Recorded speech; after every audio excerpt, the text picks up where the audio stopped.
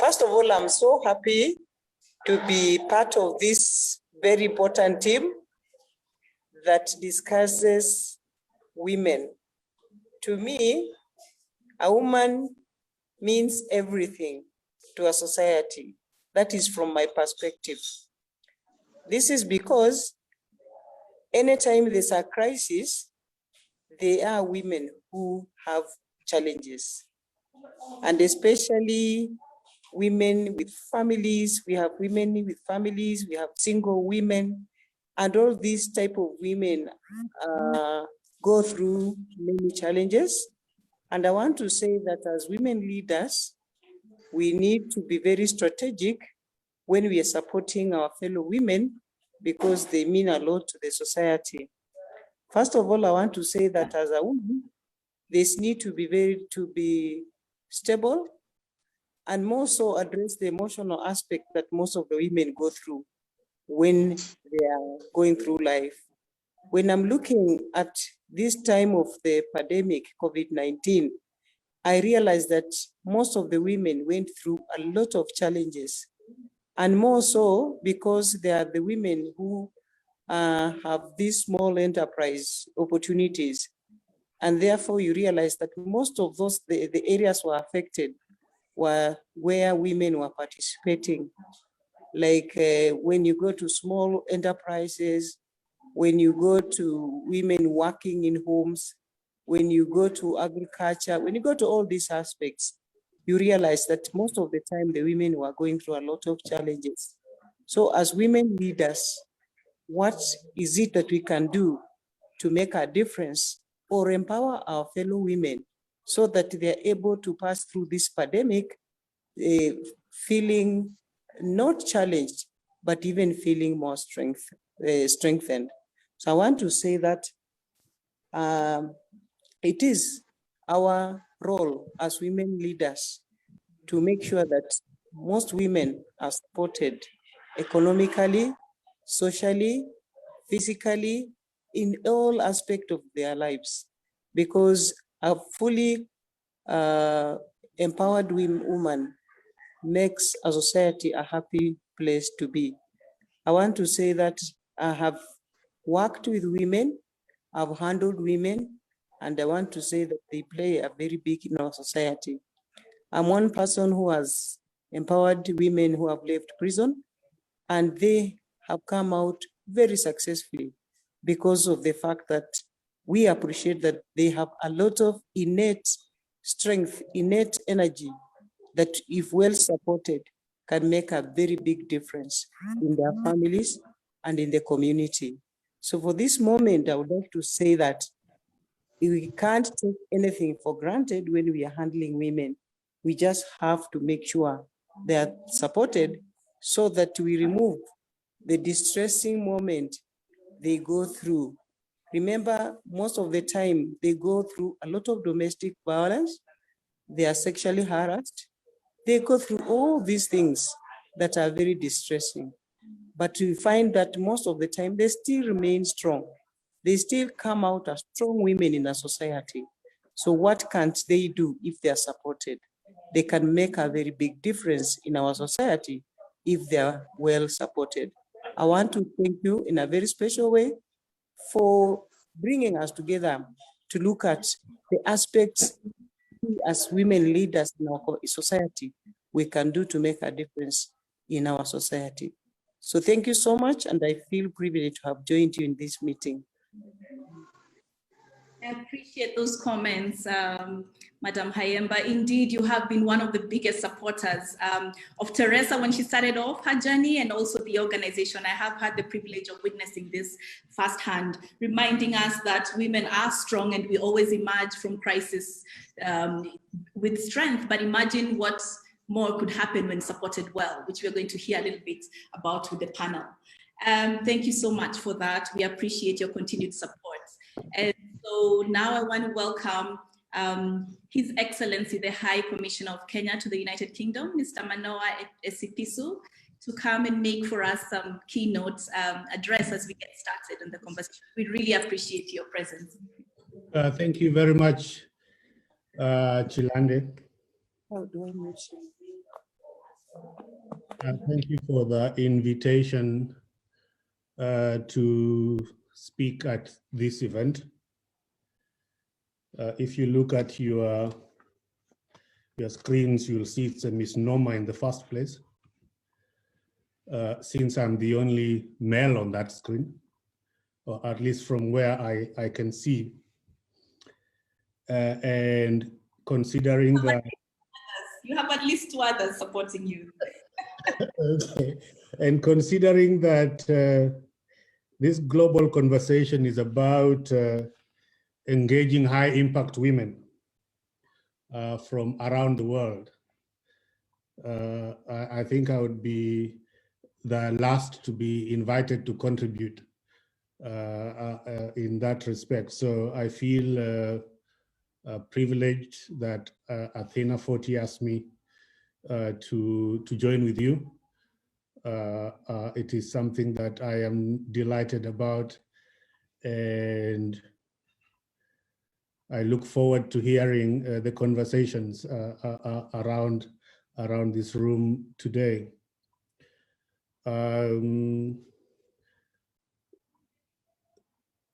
Just to recognize Teresa Njoroge, right there, the founder of Clean Start and our host in Nairobi today. Chilande, yourself, of course, you are famous in this world of reform. So it's good to see you there. And I know that I'm in conversation with your colleagues at Athena40, so that's good. And of course, it's good to see Mary Kayemba, who is a director for offender correction and rehabilitation of the Kenya Prison Service. Itself one of the reforms that is happening at the prison service, as you know, is getting more women into senior positions for the first time. And that partly is itself a product, I think, of having the principal secretary for correctional services at the Ministry of Interior and coordination of national government, being Zainab Hussein, who, as you all know, is really fervent in her dedication to reform of the prison service. She really wants this to be a correctional service, not a prison service. And she really wants to see that there is transformational change happening in that part of the world. And so I'm delighted to be here today. I think I would like to mention 3 things that I think, just wearing my heart as a government official, that government would like me to say. One is that the government is transforming correctional services, as I mentioned, from a punitive service to a corrective rehabilitative service aimed at supporting and transforming society in general and helping society to heal. It is something that has been embraced, in my view, slightly late in the day, but an embrace is an embrace eventually when it happens, and it is something from which I think we ought to continue to grow, so that this healing is ultimately seen to be complete and to be helping society in general. Secondly, that women play an important and transformative role in this transformation agenda. And as I said, more women are being promoted to senior levels of the Kenya Prison Service leadership to drive this agenda for the very first time. Mrs. Kayemba is here as testimony of that. Recently, you got a commandant of the Prisons College, and you also have a Deputy Commissioner General of Prisons in this role. And thirdly, that change driven by women in the corrective services sector are far-reaching, Suzanne as well. You know what the 2418 HN is, right? Yeah, somebody was mentioning about their own AGM there. So I think, as I was saying, the women-led transformation in the corrective sector is far-reaching and is helping to transform communities in this way. So we encourage more women to partner with government, providing post-incarceration support to previous offenders, and to generally helping in a way that supports society to move on from the fact of coming through from prison to the point that everyone understands you have a contribution to make, a positive contribution to make, and that contribution is possible, and that contribution will be encouraged, and that contribution is appreciated by society at all times. Finally, because I don't want to take too much time, and I am really keen to listen to what you, the drivers of this change, are doing. I'd like to congratulate all of you for the work that you are doing to ensure that correct post-incarceration society is learning to heal, society is learning to work, society is learning to build, and society is learning to grant and provide hope required for people to start afresh, for people to look at their past, whatever that past is, and say every day we can make a contribution. We can make a contribution to our society, to ourselves, to our government. We have a role to play. We are on this stage. We're not going to run away from the stage, and that we have a positive contribution to make, for which we are prepared to stand at all times. Thank you very much. And you guys are in Nairobi, so enjoy the sun, which we are not yet in the process of seeing regularly here. Thank you. Thank you so much, Your Excellency, for those powerful words that get us very well grounded in today's conversation. We shall find a way to send you some sun, or as we say here in Nairobi, tutakusambazia some sunshine one day. So thank you so much for that, and really setting us well on the idea of women contributing to not only themselves, the society at large, and even to partner with government and do bigger things. And so with that, those very powerful remarks, I want to switch now to my panelists. I've got 6 amazing, amazing women who have woven their life's experiences into contributing in a very powerful way to society, transforming people's lives, bringing sustainable and meaningful change to those who have been affected in some way by the justice system. And so I don't want to say too much about you guys. You know how much I love all of you. I will go on and on. So I will give you a chance to summarize yourself. So I'm just going to go alphabetically and ask each one of you to state who you are, what you do, and a personal statement or a very short story, if you can, that has defined who you are today. And I will start with you, Beatrice. Hi, my name is Beatrice Waihura, and I'm a baker. Born in a Christian family. I'm a baker. I bake cookies and I'm a perfect cook. And I'm proud of who I am, because if it wasn't what happened to me, I couldn't be the person that I am today. I was in incarceration in Ghana, served 8 years, 11 months and 22 days, released 2018, and I'm on this journey and I know I'll make it. That's all I have to say. I'm making it, Beatrice. Yeah, and I love all. Yeah. Much. And your shop is called Sweet Lick Bakery. And yeah, the mentors to the ladies who come through the justice system. Moving on next, Cyprine, or we affectionately call her Sipi, but I think she wants to be called formally today. Cyprine. Okay, thank you so much. So my name is Cyprine Omollo, and at Clean Start, I am the I'm the COFU program lead and also head of internal services. And I am grateful for this opportunity and to serve in that docket. I was raised in a family of 4, 3 girls and 1 boy. And my father really believed in taking us to school, even as girls.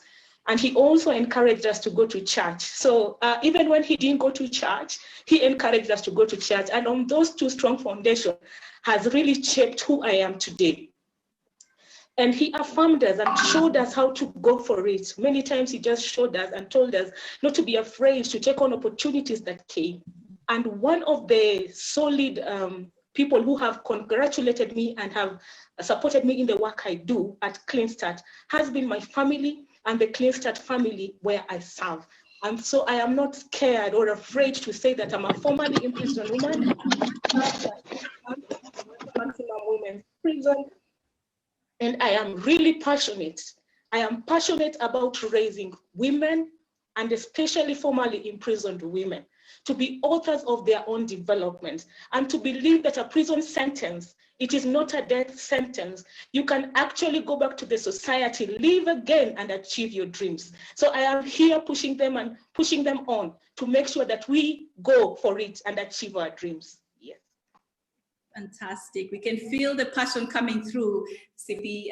Thank you very much. We can all now see why she is the head of the Coalition of Formerly Imprisoned Women's Program, as well as looking through the internal services that is usually is staffed mostly by people who have also gone through the experience.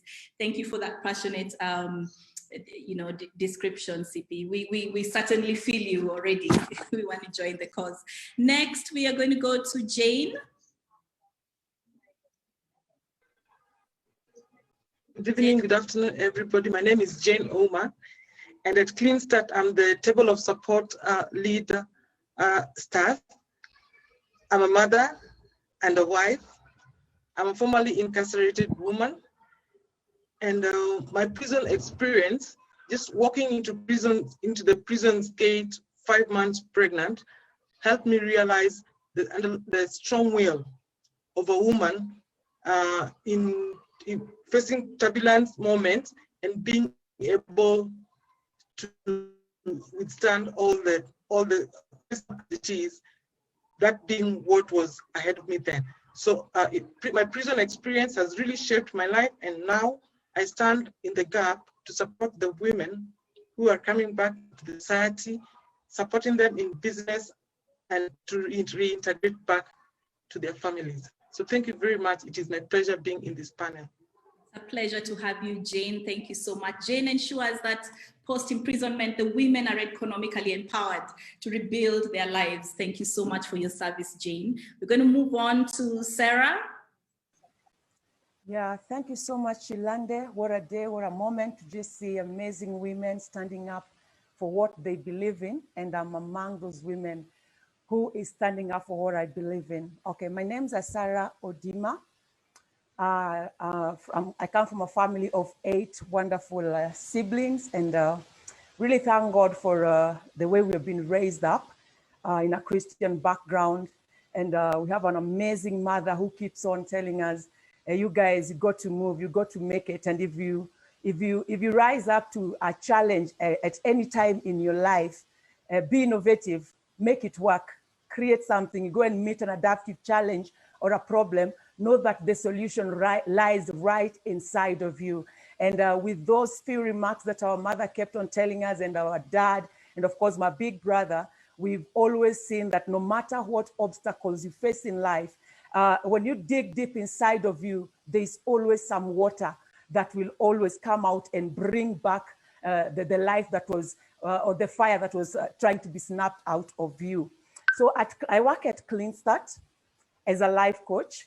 I'm really, really very passionate in helping the woman realize or get to the knowledge to know who she is. Most of the time we ask them, who are you? And many of the times in life when you face challenges, you even forget who you are. And the first thing that somebody forgets in a woman is You forget that you're a woman, you're a mother, or you're a wife, because things have really surrounded you. Things are really working against you. So that's where me and my team comes in to remind you who you are as a woman. You know, you're a life giver. You're a strong woman. You're a resilient woman. That is what I do at Clean Start. And I'm formerly incarcerated woman. I served term in Langata for 1 year and 4 months. I didn't finish my term because I speak. I normally tell people, if you can talk, if you can speak out, you'll always get help. And that's what I do at Clean Start.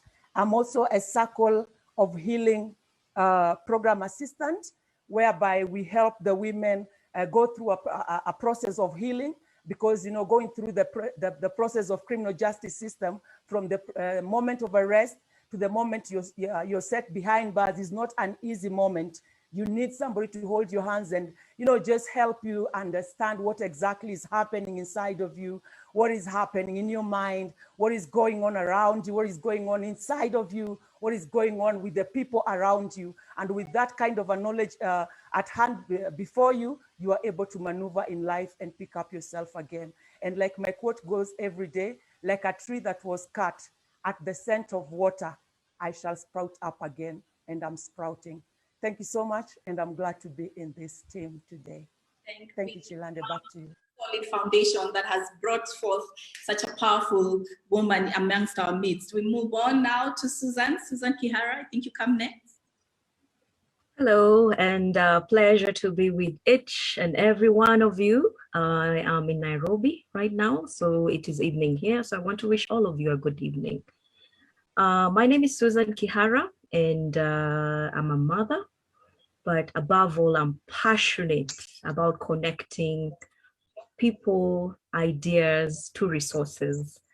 At the moment, right now, I work as the Chief Operating Officer at the Clean Start, where I'm looking at building a strong, resilient organization that will allow all these passionate women that you have hired with the team that I lead to ensure that the women, the girls, and the children who have, in one way or another, been impacted by the criminal justice system, not only in Kenya, but in Africa, get a chance to have resources to either rebuild and to live a dignified life. That is what I'm here for. What has shaped me, I grew up with two strong, both paternal and maternal grandmothers. One was a freedom fighter, and she gave us big stories of what she did, her role in the, the Mau Mau freedom. And for me, what that taught me is no matter the obstacle or the barrier, figure a way to go over, around, or under it. My maternal grandmother, on the other hand, was a woman who loved God. She was a missionary and was key in founding several churches in central Kenya. What I learned from her is to be a trailblazer. Look at the resources available around you and create a solution for the community around you. Thank you. Thank you so much, Suzanne, for that. Started off as a resource giver, and now you're inside. We appreciate you joining the Clean Start family. Can't wait to see what comes through with your guidance. And now, last but not least, Teresa, a very passionate and visionary leader. Go for it. Thank you, Chilande, and happy International Women's Day, everyone. Your Excellency, Mr. Manoah Esipisu, thank you so much for joining our team this evening. Honorable Madam Director, Mary Kayemba, whose shoulders we stand on, who has continued to hold our hands to do this reform work and transitioning our sisters back into society. All the distinguished guests who are on this call and following us live, and the males, the men who are on this Zoom call and also following us live. We truly do agree that we need the men as well in this push and agenda to empower women. So thank you also very much for joining us for these conversations. As you've heard, my name is Teresa Njoroge, and I'm the founder and CEO of Clean Start Solutions Kenya. I'd also say that I'm a social and criminal justice reforms and systems change influencer. And at Clean Start, as you've heard, we fundamentally equip women and their children who are mostly, due to poverty-related issues, impacted by the criminal justice system here in Kenya. As today we are celebrating the International Women's Day, I'd love to stress that Clean Start Solutions is the first and only women-led social enterprise by formerly imprisoned women in Kenya, and it's run by women. So we celebrate that as we celebrate this auspicious day. And my personal vision is to see to it that we have an inclusive and a more just world. I'm also very driven by proximate leadership. As you can tell, most of the team members at Clean Start are formerly imprisoned, and my belief is that nothing for the impacted without them being included at the table in all decision-making spaces. And after my wrongful imprisonment at Langata Women Maximum Prison with my daughter, I just want to make sure that the imprisoned and formerly imprisoned women, whether in Kenya or in Africa or across the globe, are seen, heard, and to ensure that they matter in all the spheres of society. So thank you very much, Chilande. And I'd like to say it runs in the family. My daughter is called Ouma, which means truth. And my son is called Uhuru, which means freedom. And they were all named depending on what stage of the criminal justice system process I was in. Yeah, thank you. Thank you for that, Teresa. That's quite something. Talk about divine providence and God ordering your steps. Thank you for that introduction. I'm still going to come back to you, Teresa, as we get started on the conversation. And I'm just going to ask you real quickly, you know, women's leadership skills during, let's talk about women's leadership skills during this pandemic, especially. We have seen some fine examples of servant, collaborative, compassionate, and efficient leadership over the past year. And there is a study that evidences that. A new analysis of 194 countries facing this pandemic found that women-led nations have a better handle on the coronavirus pandemic. Not only were infection rates generally lower, fatality rates were also noticeably lower too. What do you think that is? Why do you think that is? Oh my goodness me. Well, indeed, Chilande, the coronavirus pandemic put our world leaders to test. And it shone a light on the ability of world leaders to respond to its enormous and interlocking challenges. Some stumbled, while others rose to the occasion. And just like you have rightfully stated, more than just a casual observation, you know, the facts that you have just given us, many of the countries with the strongest initial responses to the global crisis were those led by women. You know, probably I'd say that's what great leaders do. They inspire, they reveal, they empower others to become great leaders too, because I think some of the things that they used, looking closely at some of these women leaders, they used trust, they built trust amongst their citizens. They were decisive. Most used tech, but the fourth differentiating factor, because we see that both genders, male and female, use these three: truth, being quickly decisive, and leveraging on tech. I think the fourth differentiating factor is love. And this, I feel, is what really set the women apart. These women were much more ready and comfortable expressing love while they were leading. And some of the key, when I talk about these four areas for the women who shone during this time, some of the key takeaways were, for instance, they would include everyone, you know, in their plans. and were more empathic, even as they included each and every person within society in these plans. They were very authentic, because what we saw with the pandemic is that it was such a great equalizer. It made many of us aware of the struggle of others. That was really brought to the front line. And whether you're a politician or wherever you are a leader, sharing your personal experience can be a revelation that connects you to other people. And we saw this in the early days, especially with our beloved New Zealand Prime Minister, Jacinda Ardern. When she'd come for her informal Facebook Live Q&A to check in with everyone, and sometimes she came in dressed in sweats, addressing the nation from home, so that authenticity really makes people feel, that closeness, and they can be human. They can be human. They can be themselves, and they get to trust you because they're seeing you in their element.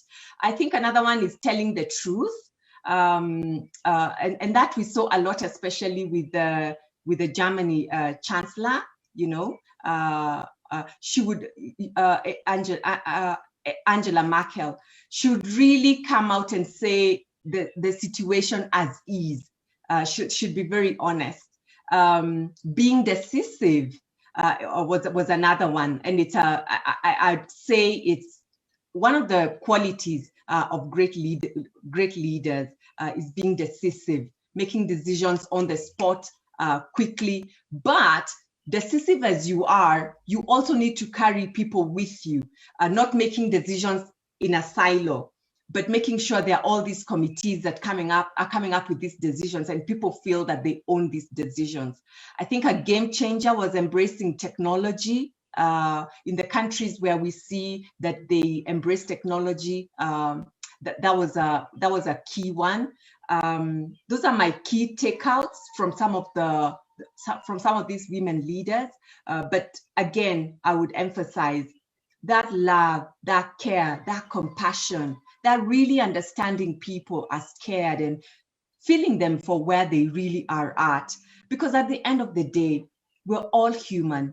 As I started doing my introductions, we all want to be seen, we all want to be heard, we all want to know that we matter, So I think that's what really set the women apart from my perspective. Thank you. Thank you so much, Teresa. And I want to come back to this later on because, Suzan, I know I want to hear your perspectives on this, but I'll give you a break for a minute. I want to move on to the next one. But yeah, the softer skills that for a long time we used to be told, do not express, have come through in this crisis to be actually a strength for most of these women leaders. I want to move on to use, to three different perspectives around just thinking through what are some of the biggest challenges and lessons that we have learned during the pandemic. I'm going to start with you, Sarah. Give us a perspective. I know you had to work from home. What was that like? What were some of your key challenges and lessons working from home in the pandemic as a female? Yeah, thank you so much, Chilande, and thank you for giving me that chance to just air out how it was feeling like working from home. Sincerely speaking, it wasn't easy because this was something that was very new to all of us. It was something that we were not prepared for. We didn't know how to behave. We didn't know how to handle ourselves. We didn't know how to manage anything. We just had to be innovative in our own way to just remain relevant, and unless whatever you are holding on to is no longer useful to the community. So one of the challenges that were there that I faced was the fear of being infected. We closed ourselves. Personally, I made sure everybody was indoors, and there was sanitizer in every corner. There was soap because you were not just so sure. You didn't know how to manage everything, and you don't want to put anybody in trouble. So there were no movements except when you're going to the market. And even when you're going to the market, you have this. And I mean, it was just a horrible moment at that very particular moment. And it moved me basically to jump into the technology, get to know how to operate the computer in all aspects, And one or another can say the lessons that I've learned out of that period of fearing is that the innovation that is in a woman, you know, the innovation that is in a woman is always realized when there are crises. That's when you realize your best strength. That's when you realize, oh, I can do this. Oh, I can be a good mother. You know, when we were out in the office, you didn't know that you can multitask all these things together. But during the pandemic, you had to be a wife, you had to be a mother, you had to be at the same time responding to your chores at work. So those are some of the challenges we faced, but they also came out to be our strength at the end of it all. And it also brought us out into a space of creating, you know, building up that ability in us to prepare for the worst. I mean, when things hit, when risks comes, how prepared are you? How are you going to handle that particular challenge that comes? So I can say it was a blessing in disguise, because it brought us into a space of saying, oh, so things can happen. Or things can turn out not the way I expected them to be. And if these things are going to happen, how prepared am I going to be? So we were found in a space whereby we started thinking about what could be my plan B should this and this particular thing happens. I also saw there was a lot of encouragement in innovation, particularly in our platform in Clean Start. There was a lot of innovations that came out. Some of us didn't know that we can reach out and talk and do amazing things in a span of a very short time. We saw it happening. So those are some of the challenges that turned out to be a blessing in disguise at the end of it all. Thank you so much. Thank you, Sarah. Jane, I know you had to do all these things. You still had things to perform. Actually, no, I think I'll ask Cyprine. You know, you had to do this, and while you still had children in the home. How was that like as a working mother? So the game shifted. So people are no longer going to work. So apart from balancing work at home, you have to homeschool. At the same time, you have to work, and at the same time, take care of the family, clean. So we actually went back to the old role of the woman that you're expected to do the normal house chores because they are seeing you at home. But at the same time, you're supposed to be meeting deadlines for your team and also working. So we went back actually to the traditional roles of just cleaning the house, but also at the same time taking care of the children, and plus homeschooling, which was added onto our docket at this time. So having faced all those challenges, one thing I would advise women and to find that work-play balance and to be able to achieve and still not want to leave work, because many women I hear, it was during this time, many women actually really wanted to stop working and just focus on families because it was becoming too much. But you can design new possibilities. You can find ways of working. You can find ways of delivering at work, but also at the same time, making sure that your family is taken care of, and also that you're able to meet deadlines and be able to achieve what you need to achieve. You can also identify other women in your area, other women, your colleagues who are working from home. What are some of the things that you can do together online or even physically if you're able to meet and have those activities that you can do together? Because if you have somebody checking on you, then you are able to actually deliberately do that activity because you have somebody who you are accountable to. The third thing is it would be good to strengthen your boundaries around work. I know this is a tough one, especially for us women.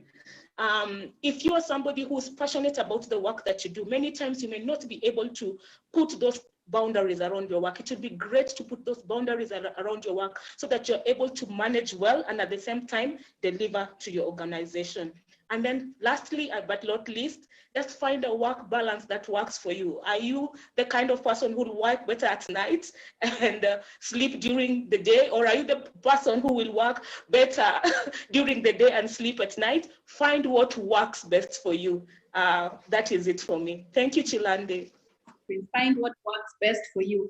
Only a female would think about accountability systems in a moment of crisis. And I really, really like that, leaning into your community to support you and seeking help. It's a very common female trait. Beatrice, I want to come to you. You know, you as an entrepreneur, what was this crisis like for you? What are some of the lessons you learned? Having to still meet all your various obligations and still be a successful entrepreneur, female entrepreneur. Sure. Actually, what I would say, it wasn't easy at all, because it made my mind to even learn a lot of what we women we are made of. Because I even came to learn as a woman, we were born as a child, brought up as a baby, as a toddler, as a daughter, as a teenager, as a lady, as an adult. We also came to be a woman, the mother of the house, and a wife as well, a mother, a grandmother, and great grandchildren, great grandmother. So it hasn't been easy for being in the house, working in the house, as well as bringing things together to make everything stand on its own, because it stopped our movement. It stopped everything that we had our minds were thinking about. And in my own point, as a woman, we are born to create things happen. Because I was doing my own research, and countries led by women, we are systematically and significantly better for COVID-19 over the research. Alias Safarino have all I would say, as a woman, we are born to make things happen, and we always try the best to achieve our goals. So the challenges I learned is that not personally wait on crisis to happen. We must be selfless enough to care and over every privilege that comes in our society. That's all I have to say. Thank you so much for that reminder, Beatrice. Thank you. Very powerful words indeed. Somehow we still survive, and here we are to tell the tale. This one's for you, Suzan. Our world has been experiencing so much political uncertainty. Women's representation in politics is still very low in the meantime. How can we change that? You know, the pandemic could also be a tremendous opportunity to reset our world. There's been good momentum to push for women in decision-making roles has picked. What are your thoughts on that, Suzanne? I know you have some thoughts around this. Thank you, Chilande. Indeed, this particular scenario we find ourselves in, each and every woman, I believe, we are already playing a role within the community where we find ourselves in. So mine is to look at what are some of the barriers we face as women,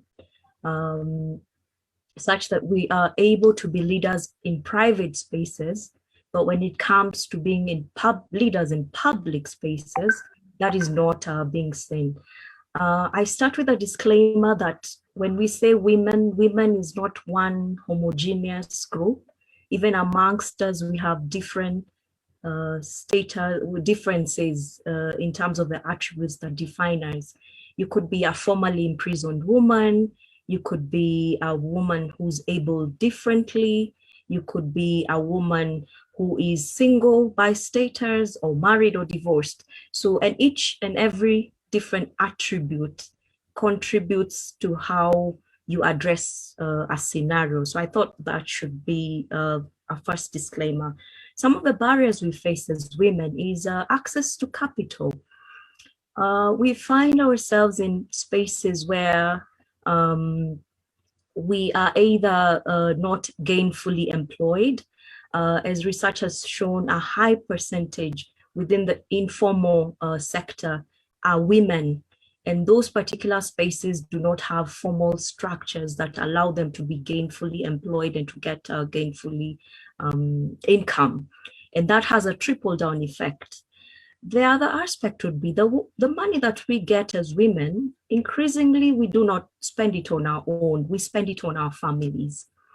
And that means you don't have enough left to invest either in your professional development, to grow in your career, or even the little that you manage to save and get into the career, you find you're limited in terms of your other responsibilities and roles that you have to play, either as a wife or as a mother, what we call unpaid work care, where you're looking at either the elderly in your home, you're looking after patients in your home, you're looking after the small children, etc. and etc.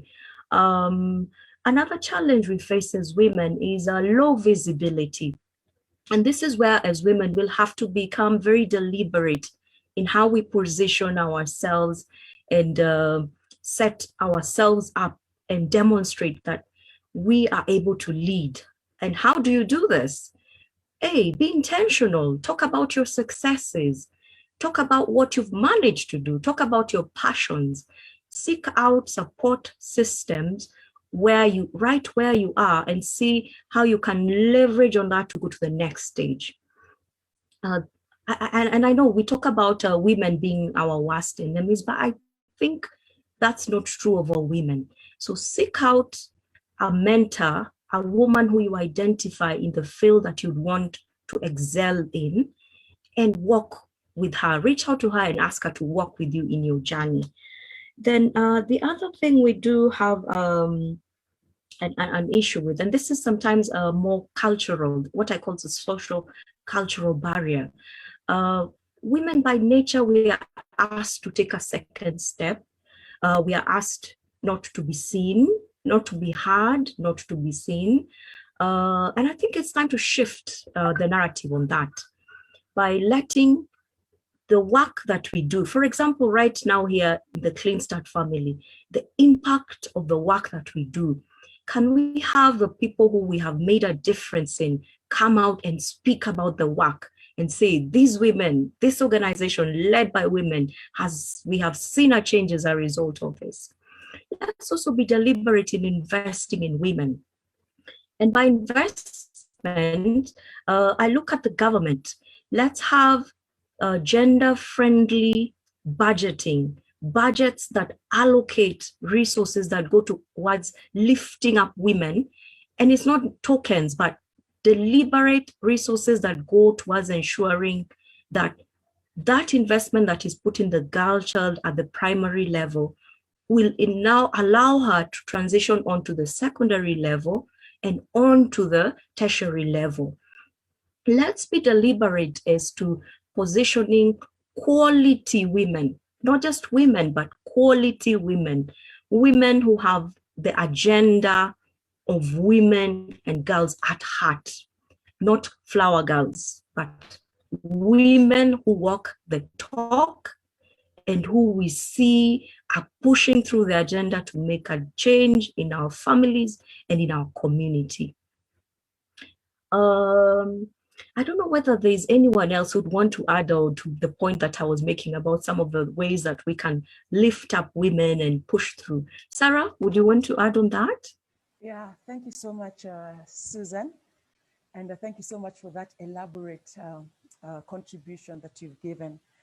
There are very many ways that we can add to lift up women, so very many ways, but let me just focus on what I basically am passionate about. How can we help this woman become the best version of herself without judging her? You know, most of the time we find ourselves as a woman, let me use the word of the term that is used mostly, the Romeo and Juliet, or the passion, you know, the crime of passion. How do we help this woman be able to love again, be able to build herself or build her marriage again without basically judging her, but giving her a chance to become the better version of herself in terms of being a mother, in terms of being a wife, in terms of just being the woman as an overall figure in the society. You know, leadership takes a very big, wider way in the society. You can be a leader in your home and you're still a very good person. You know, a very good person. You're able to put things together for your family. And unless we give her that opportunity, without judging her, without, you know, pinpointing on some of the mistakes that she's going through, I think we're going to see a very good version of this woman in our society. Thank you, Susan. Thank you so very much, Sarah. Amazing. Chilande is reporting back to the London main arena and will be back with us shortly. But moving on, as we await for her to come back, I think it would be good for us to look at why empathy is so important, especially during times of crisis. Because to be honest, this was the biggest differentiating factor on how societies and citizens either felt included or cared for or, you know, safe. Leaders really feeling and being in the shoes of their citizens, especially the most vulnerable ones, especially those, you know, who are not able to access support during these times of crisis. So Jane, how would you approach this issue around empathy? Thank you, Teresa, for this. And yes, like you say, empathy was very key for us as staffs of Clean Start. It is during this time of crisis where we noticed that empathetic communication was very key. When we communicate to our tribe, our women who we work with on the ground, we realize that it is only when you are empathetic and you take time to sit down with them, then they open up. They become vulnerable enough to open up, to speak of the experiences and the discomfort that they're going through in their various places where they live. So women can only be, with empathetic communication, one can only be able to be vulnerable, to speak out, and it is then when one can be able to understand where the woman is coming from without necessarily judging. You understand the different aspects, the needs, the interest of the women from a different perspective. And study has shown that leaders who communicate empathetically have teams that can persevere in hard times, have hardworking teams that can stand the challenges of the moment, and the members even build strong bonds amongst each other. Trust and communication then becomes key to help the individual person solve their problems. So empathetic communication is very key in times of crisis, just so that we get to know and understand what individuals are going through. So those would be my contributions for now. And yes, I'll bring it back to you, Teresa. Okay, thank you. Thank you so very much, Jane. Suzan? Oh, we're doing a bit of a tag team here. Yes, as leaders, I would want to ask to reflect a little bit. What are some of the, and we're all leaders in one way or another, what would you say have been some of the biases? And sometimes they're not too obvious, they're just implied, you know. But for you, using just your own personal experiences, what have been some of the assumptions or biases that you've ever come across as a female leader? And I think to start us off, we'll have Cyprine. Is she still with us, Sippy, coach? Yes, Suzanne. Okay, great. So thank you so much, Suzanne. Some of the biases and assumptions actually are just us ourselves, the imposter syndrome, the feeling that I really can't do it, I am not competent enough, I really am not good enough at this. And those are some of the things that I have really battled with as an individual until this time. And when people look at me, they think, oh, you're doing amazing. And I'm thinking, what are you talking about? It's not really working for me. So that has been a huge challenge. Those self-limiting beliefs, self-sabotage, negative talk that I've told myself are some of the things that are really underlying. But I am learning, and I'm learning. I'm work in progress, knowing that I keep telling myself that I am competent enough, I am good enough, I can do it. And one of the things that I've deliberately decided to do is to constantly be on the learning curve. Get any opportunity to learn, get any opportunity to empower myself, get any opportunity to see the new ideas that are out there, and to just jump in and to be able to get it on with that. And if I could say, as a formerly imprisoned woman, you're starting from the bottom of the bottom. I don't even know which bottom that is. The stigma, and here it's not just from the for men. It is also from women, the pushback that you get, because you already have that tag, you are a formerly imprisoned woman. It becomes very difficult to lift yourself up. It becomes very difficult to raise your head, to even say anything. You are ashamed of what has happened.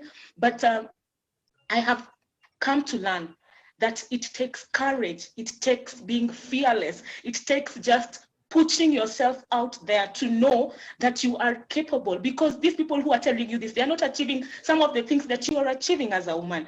So those are some of the things that I have deliberately decided to pull myself out and to keep telling myself, to keep pushing myself on the front line, and to carry with me the women. And for me, the formerly imprisoned women are key. Our tribe, our community, our constituents, they are our heartbeat. They are the women that will wake up to fight up for, and to show them that they can still achieve their dreams despite having gone through the system. So that is one thing that I would really love to put out there, and to say, even as the biases are there, we still just stand strong to tell ourselves to keep moving and going on. Thank you so much, Suzanne.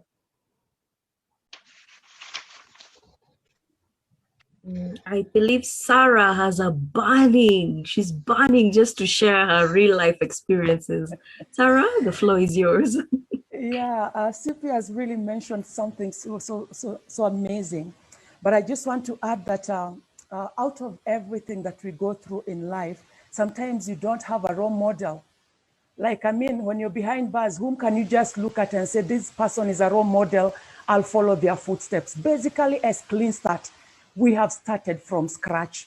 You know, we've just put those steps and brought out that aspect of a leader, of an influencer. You know, I faced that because I didn't know whom to look at, or whom to say this person has made it successfully, because there was still a lot of stigma by then. There's still a lot of rejection. So you basically just doesn't have somebody whom you can look at and say, okay, this person has passed through this, they have successfully gone through healing, they have successfully built up their business or their empire, and they are doing well.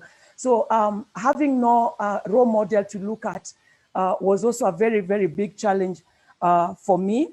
But I've learned that to create my own definition of what makes a great leader and become an advocate for others, which of course I'm doing with a lot of passion right now, standing out and telling another woman, you can make it and you can become all that you always wanted. Despite being behind bars, your dreams are still valid.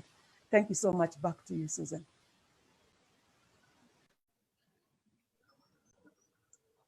Wow, that's our in-house coach, stroke motivator, stroke pastor, stroke evangelist. And thank you for lifting up our spirits indeed. And even as we reflect as women leaders, I would want each and every one of us to think through what for you would be your final statement, like a rallying call to the young women who are coming behind us, even as we seek to pass on the baton to them. What should we be doing now? And even how should we hand over to them? And even what are we handing over to them? Allow me to go, Suzanne. And I would say, due to the existing inequality in our society, for me, I would step up and seek to challenge the women in our tribe to step up, to position themselves well, package themselves well, and seek positions that would enable them realize their dreams from various fronts, in order for us to be able to add value to our lives, increase income as formerly incarcerated women, and to be champions for those who are still on the inside. So that would be my take on this particular issue.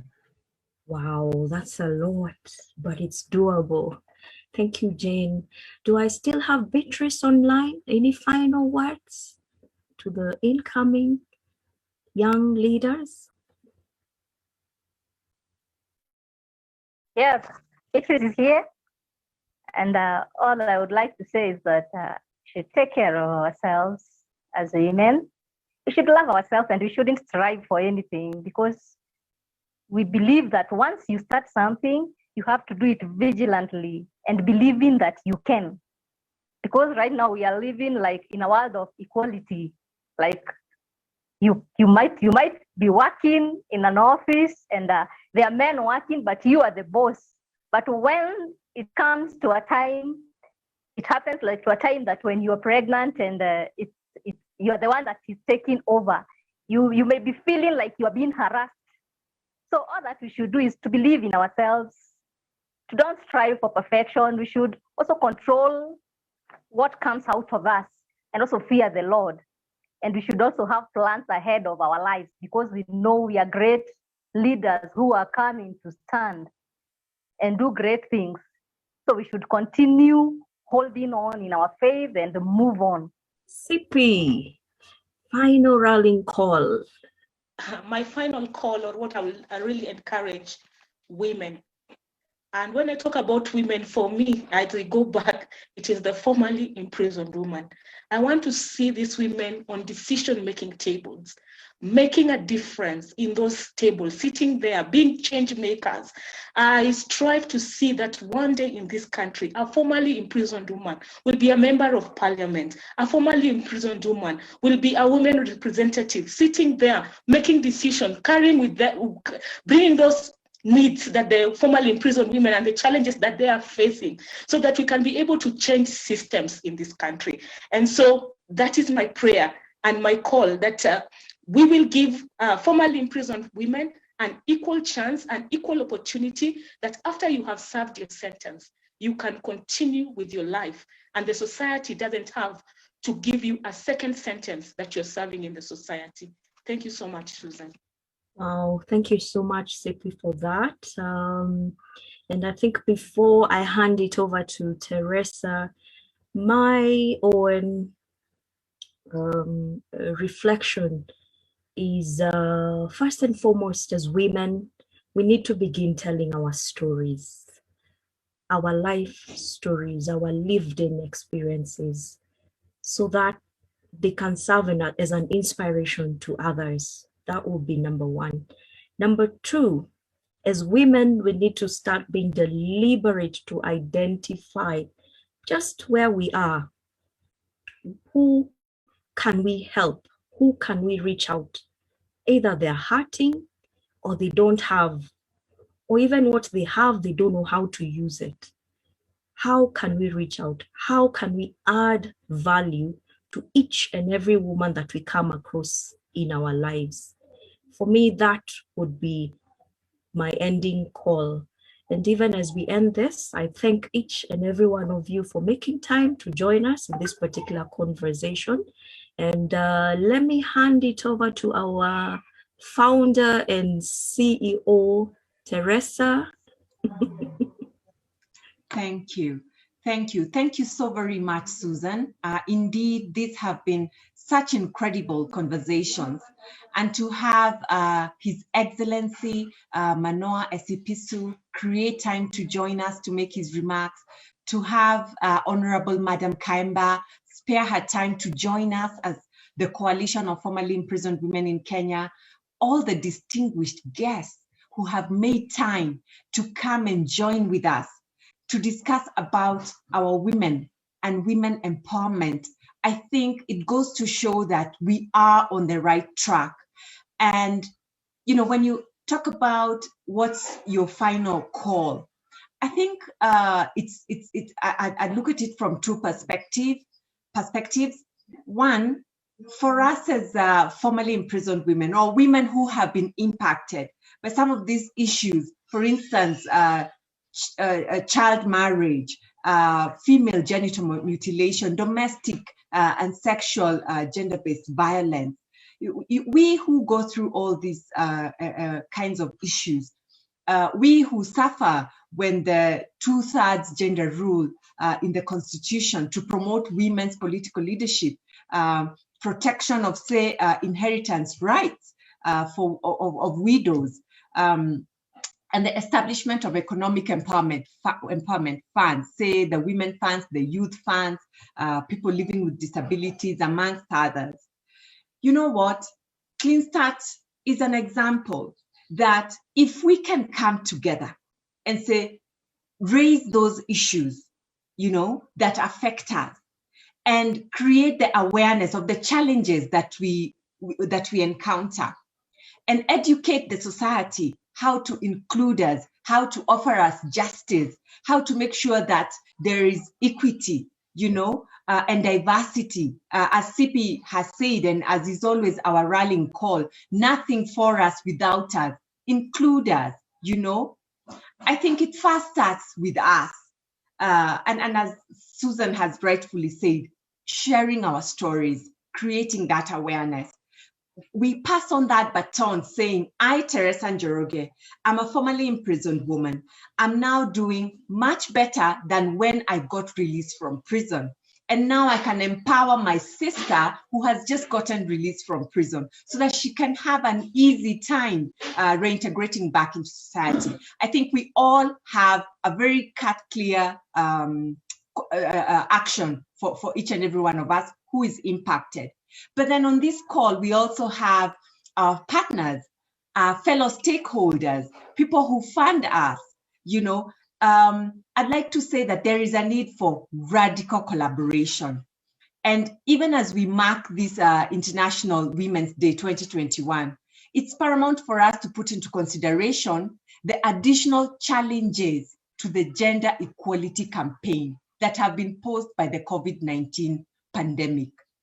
I think we need to look at a gender-sensitive economic recovery plan. I understand the primary focus is to save lives, yes. However, the social economic impacts, you know, demand a gender-sensitive recovery plan. Let us remember that women earn less, they save less, they have less secure jobs, you know. And I'd like to state that 90% of these women that we work to advocate for, 90% are mothers and the sole breadwinners. Their children are impacted when we don't do something for them. And there is a serious threat to women's employment and livelihoods, especially now. And in the formal sector, particularly where we work, where women make up 63% of the street traders and 70% of workers within the whole horticulture sector, which have been some of the hardest hit. So let's have this at the forefront so that we can all make a decision to support these women actively. Thank you. Thank you. I'll hand it over to Chilande, even as we come to a close and a session of Q&A. I don't know who sent me this link about 1 hour ago. I found myself sitting on my desk and I decided to log in and find out what is happening. And it's a very interesting conversation for a few reasons. One, my dad and my stepmother went to prison in 1957. And that is the first encounter I've had with somebody who have been to prison. And you'll be very surprised why they went to prison more than 6 years ago. It was actually because of a very, very contemporary issue. I'll not talk about it now, but I'm very happy to see ladies who have been to prison talking about it openly. And the reason why I'm excited is I'm a very firm believer in giving people a second chance, even a third chance. And that's why I'm very excited to hear that you have started a corporation or an enterprise that has been successful. Suzanne Kihara, I'm very excited to hear you talking about being the operations manager. I teach operations management, so I'll be calling you very soon to talk to my undergraduate students about that. And also, I'm very happy to see some of my students here, Wanjiro, Nganga, and others. 2 comments, or 1 very quick comment, what I've observed about women in leadership. Women are actually less corrupt, I can tell you for free. If you look at all the cases of corruption in the Kenyan media, very few, forget about the few NYS, but the women are generally less corrupt. So I believe if we give them responsibility, they will be probably more successful. They are more focused, whether in academia, whether in enterprise, they are more focused. And very important, Teresa, you should have said that, women think intergenerational. And I think that is their greatest strength over men. They are more resilient. Even army tests have proved that. And if you look at cases of suicide, women commit suicide less than men because they are more resilient. Finally, the issue of women empowerment has poisoned our minds. Empowering women does not mean that men are going to lose power. It is not a zero-sum game. We can all gain power and make this planet a better home. Thank you. Wow, thank you. Thank you so very much for those incredibly amazing comments and observations. Sorry about your relatives, your dad who had to be imprisoned. It's a very, very difficult and grueling experience, which takes years to heal and move forward. And we sincerely appreciate your sharing and encouraging us.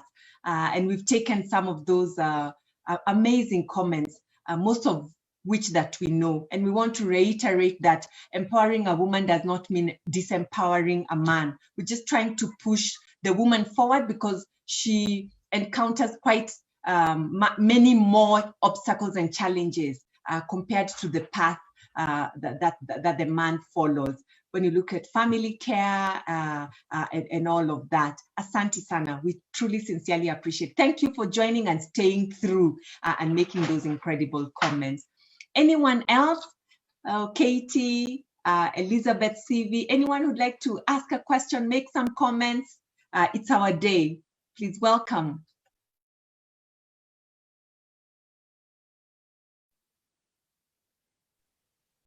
Hey, Teresa. Hi, Wanjiro. Yes, so actually, Mwalimu Iraqi, I'm the one who sent you the link. So Chilande was my classmate back in high school. And it's very interesting that I actually got this link from one of my groups here in the US. So I'm based in the US. Actually, I'm currently at work because it's 10 a.m. here. I'm about to jump into another meeting. But basically, I'm not mainly a woman leader, but I am a community organizer. I'm based here in the US. And what I look to do is to organize our community here just to make sure that we stay connected, that we don't lose our values and our culture.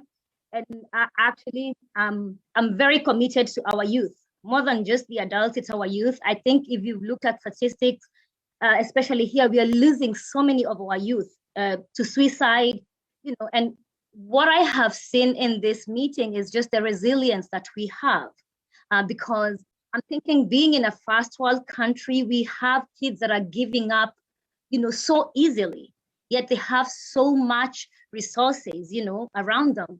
And yet, just looking at the ladies in this group and hearing about their experiences, though being previously incarcerated, they have come out, they have rebuilt. And not only that, they are even helping other people rebuild. I think that just speaks about so much resilience that, we can be able to spread to other people, because there's a lot that's happening in terms of people just losing hope and thinking that, if one wrong thing happens in your life, it's the end of your life. But I think what I look to teach the kids here, and also even just to encourage them, is to know that, hey, nothing is the end. You should not give up. There's always, you can always get a second chance at anything. And one mistake does not mean that's the end of your life. And you have so many opportunities and you can start over again. My nephew turned 18 yesterday, and one thing I told him is you never, you always win in life. And if you don't win, you learn. You never fail. It's always learning and never giving up. And so this is really, really awesome. I'm glad I was able to join in. And I'm glad that I also got Mwalimu to join in.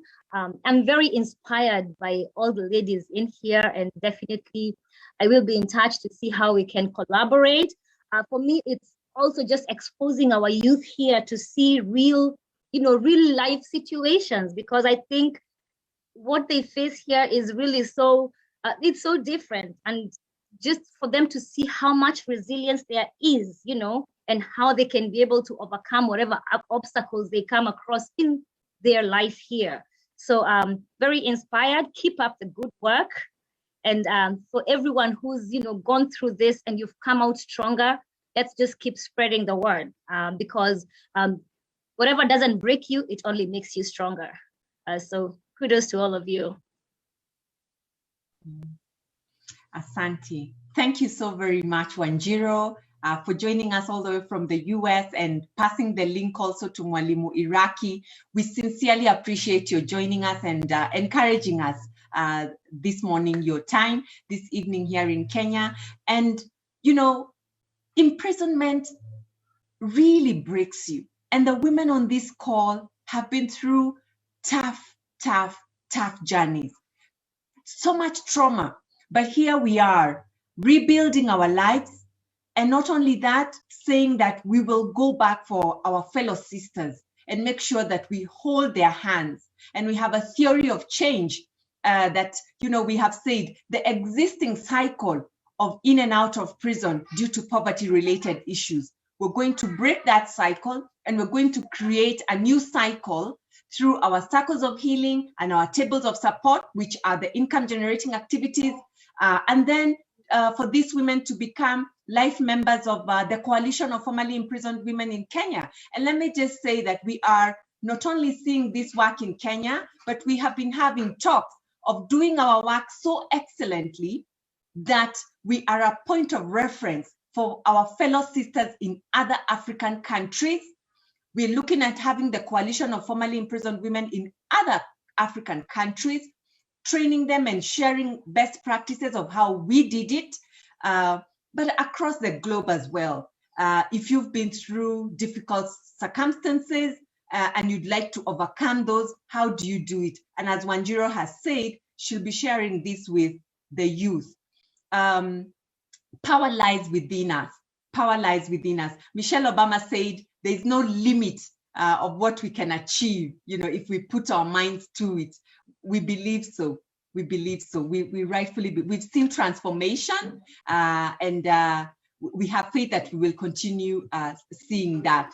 Thank you very much, Peter Irongo, who's on this call as well, who was part of the team that supported us formulate our first strategic plan, which was such an authentic process of women putting their stories in the front and us coming up with solutions from our own lived experiences. What has worked and what can we continue making sure works, that the women have a buy-in and continue holding that flag, knowing that once they succeed, they have a responsibility to continue passing on that baton. And as Mwalimu has said, it's intergenerational. We think generationally. We're thinking about our fellow sisters, we're thinking about our children, we're thinking about the future.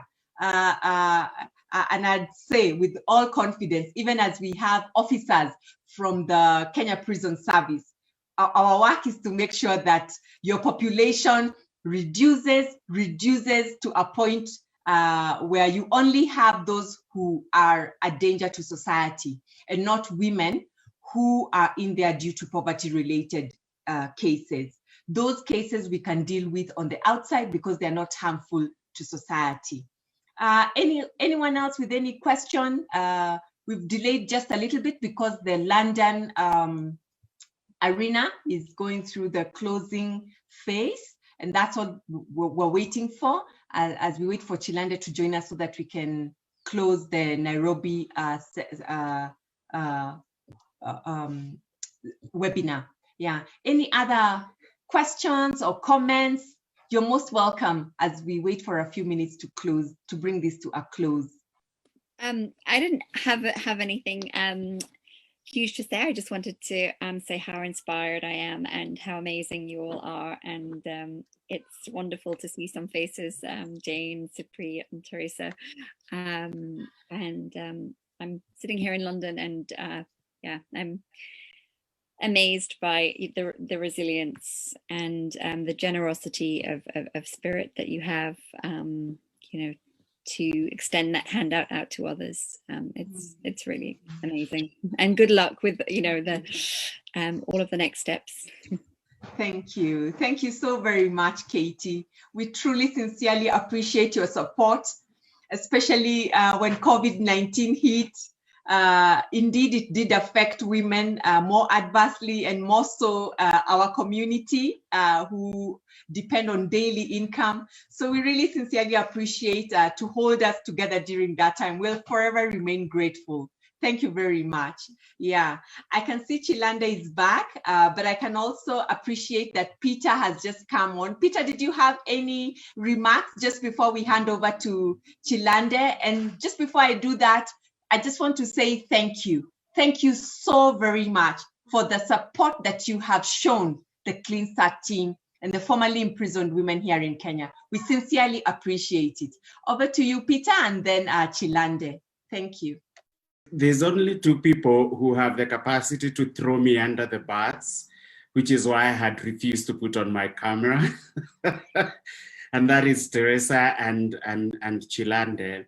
I mean, it's wonderful discussions to listen into. I can't believe it's almost a year since I saw all of us, you know, Jane, Sarah, Cyprine, Mumbi, Terry, everybody at Clean Start that have turned their lives around, are working on doing that.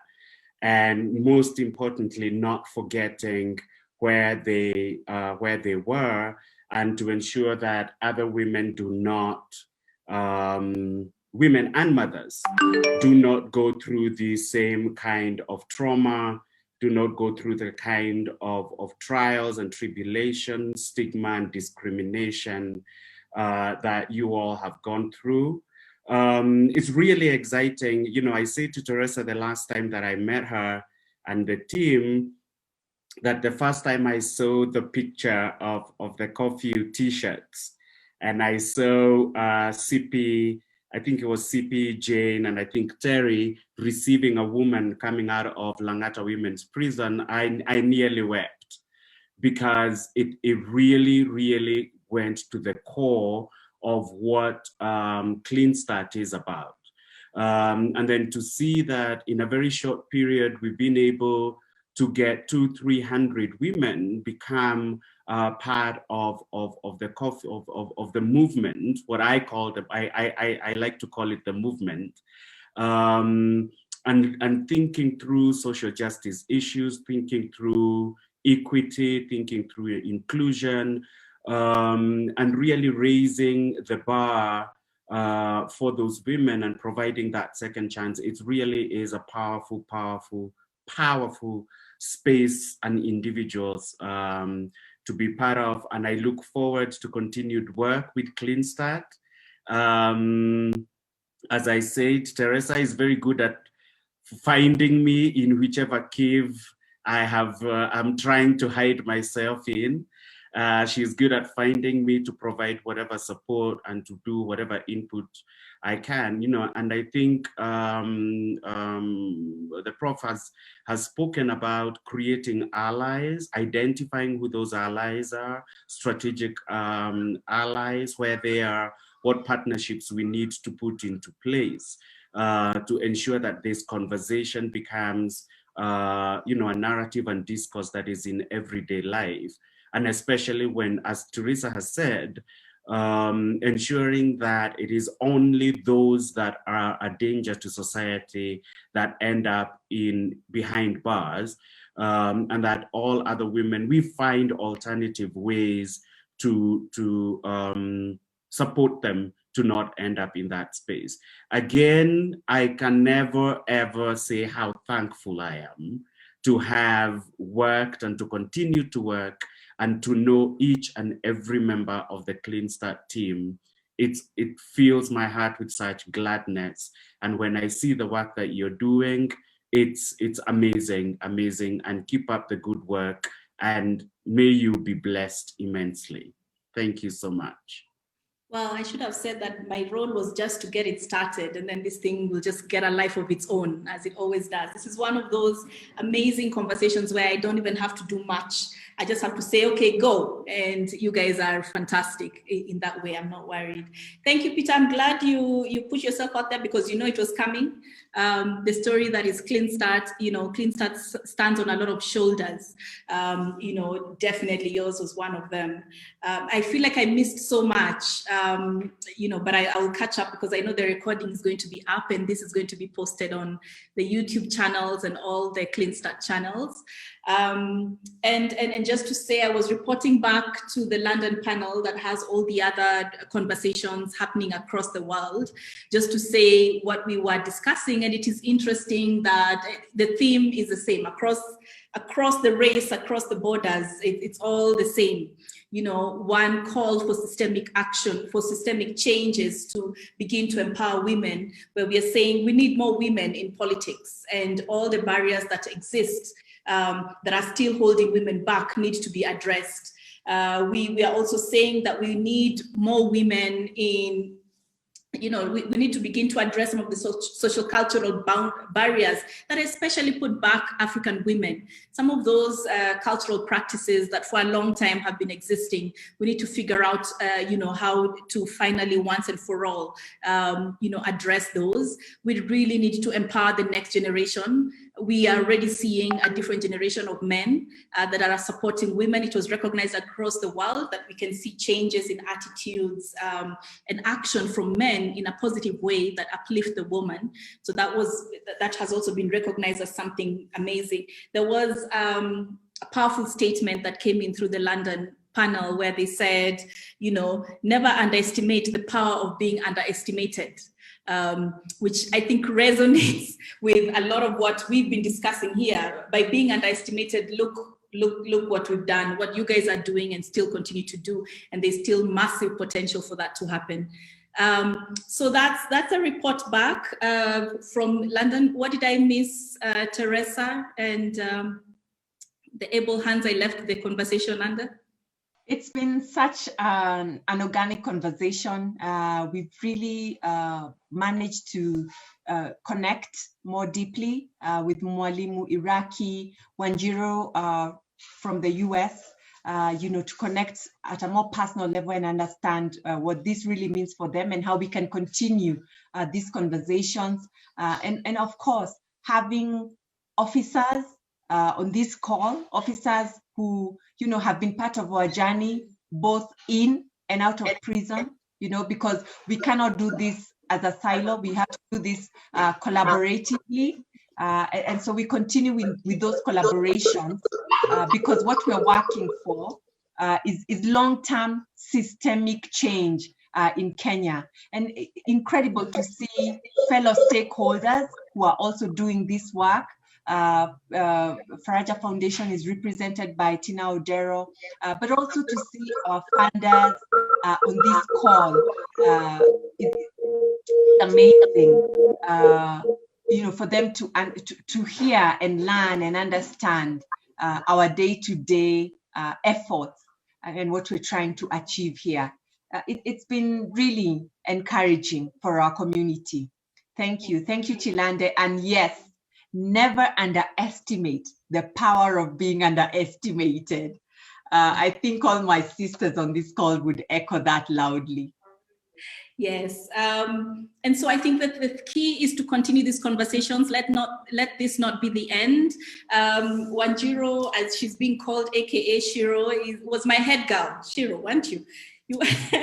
in high school. So I'm super excited to see her here. I know she's doing some fantastic work also there, still carrying the torch of the African woman in the US. We don't always connect as often as we should. So I'm super excited to have you here. And this is one of those spaces where once you come in once, you don't quite leave, Shiro. So keep the lines open. We still need as many on allies as possible all over the world.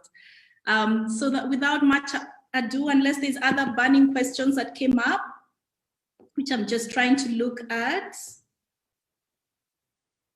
I don't think there's any other questions that have come up that have not been answered.